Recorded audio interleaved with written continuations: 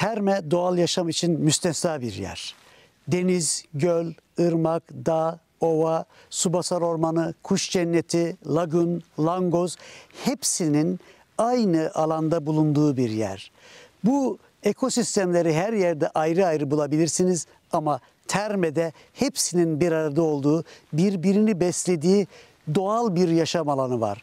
3500 hektarlık alan doğal hayatı koruma ve geliştirme alanı. 560 hektarlık alan burada Amazon Tabiat Parkı var. Yine 250 çeşit kuşun olduğu kuş cennetimiz var. Sülün sizi bekliyor. Angıtlar sizi bekliyor. Saz tavuğu sizi bekliyor. Burada keşfedebileceğiniz yüzlerce çeşit kuş var. Burası aynı zamanda kuş göç yolları üzerinde.